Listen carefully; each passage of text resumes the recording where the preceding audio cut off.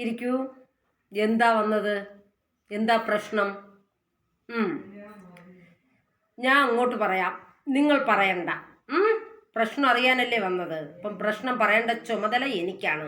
നിങ്ങൾ ഇങ്ങോട്ട് പറഞ്ഞു തന്ന് ഞാൻ അങ്ങോട്ട് പറയുന്ന വ്യക്തിയല്ല. സത്യസന്ധമായിട്ട് ഞാൻ തന്നെ പറയാം. നിങ്ങളുടെ വീട്ടിൽ കുടുംബ പ്രശ്നങ്ങളൊക്കെ ഒത്തിരി ഉണ്ടല്ലേ? ദുഃഖങ്ങളും അസുഖങ്ങളും എല്ലാം ഒത്തിരി ഉണ്ടല്ലേ? അതെന്താണെന്ന് നിങ്ങൾക്ക് മനസ്സിലായോ? ഇല്ല, മനസ്സിലായിട്ടില്ല. എന്നാൽ ഞാൻ പറയാം. നിങ്ങളെ കുടുംബത്തിൽ ഒരു മരണം നടന്നിട്ടുണ്ട്, ദുർമരണം. അത് നിങ്ങൾ വേണ്ട രീതിയിൽ അതിൻ്റെ കർമ്മങ്ങൾ ചെയ്തിട്ടില്ല. അതിൻ്റെ ഫലമാണ് നിങ്ങൾ അനുഭവിക്കുന്നത്. ഇപ്പോൾ നിങ്ങൾ കർമ്മങ്ങൾ ചെയ്തോ?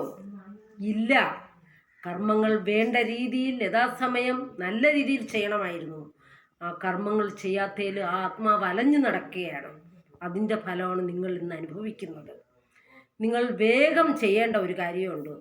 തിരുവല്ലം ക്ഷേത്രം അറിയാവോ? അവിടെ പോകണം.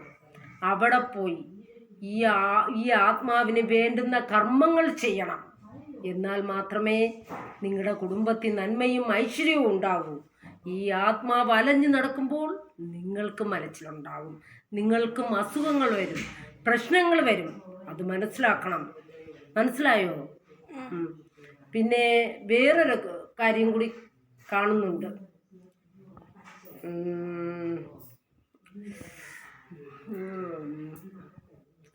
രോഗമുണ്ടല്ലേ? പിന്നെ പൂർവികർക്കും കൂടി ബലിതർപ്പണം നടത്തണം. ജ്ഞാത അവർക്കെല്ലാം ബലിതർപ്പണം നടത്തണം.